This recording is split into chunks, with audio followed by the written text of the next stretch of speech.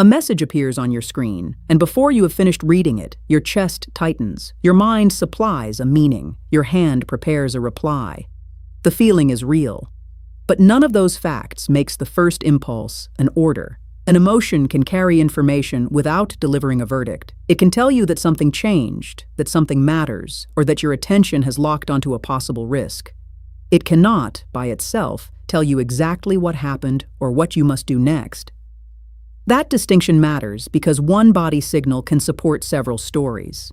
A tight chest may follow danger, memory, exhaustion, embarrassment, anticipation, or some mixture of them. The sensation deserves attention. The explanation still needs checking. Emotion regulation is not one switch that turns feeling on or off. Research models describe multiple places where response can change: what situation you enter, what you notice, how you interpret it, what action you select, and how you monitor what happens afterward. The fastest mistake is to collapse that whole process into a single line. I feel it, therefore it is true, therefore I should act.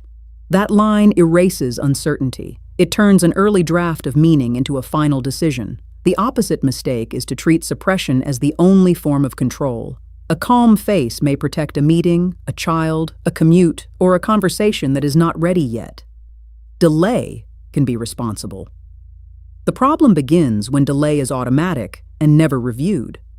Start with a more precise label. Not, I feel ignored, because ignored is already an interpretation. Try disappointed, anxious, angry, embarrassed, lonely, relieved, or uncertain. Laboratory studies suggest affect labeling can change emotional responding, but effects depend on conditions and do not promise relief. Then notice the sequence. What happened just before the feeling? What did your attention select? What story arrived first? What did your body prepare to do? This is not an interrogation. It is a way to separate the signal, the interpretation, and the action urge. Next, check the stakes. Is there immediate danger? Is a boundary being crossed? Is this a low-stakes message that can wait 10 minutes, or a high-stakes situation that requires distance, support, or a clear refusal? Context changes the responsible move.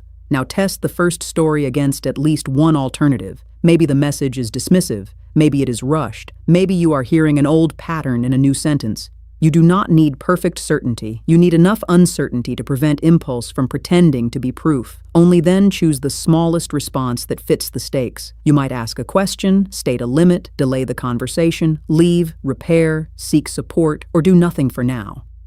A deliberate pause is different from disappearance because it includes a plan to return. Imagine a manager writes, "Can we talk tomorrow?" Anxiety may predict punishment before any evidence arrives. Obey the feeling, and you may send a defensive paragraph. Erase it, and you may spend the night rehearsing. Treat it as a signal, and you can ask what the meeting concerns. Or imagine someone you care about makes a cutting remark. Anger may contain useful information about a boundary. It does not prove intent, and it does not authorize aggression. The next move can be both honest and proportionate. Name the impact, ask for context, or step away. This framework has limits. In immediate danger, prioritize safety rather than a reflective exercise.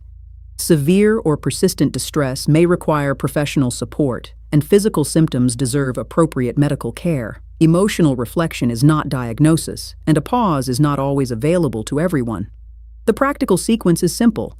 Name the feeling, notice the pattern, check the stakes, choose the next move. You are not dismissing the emotion. You are giving it the right job. The signal gets a hearing. The decision still belongs to you.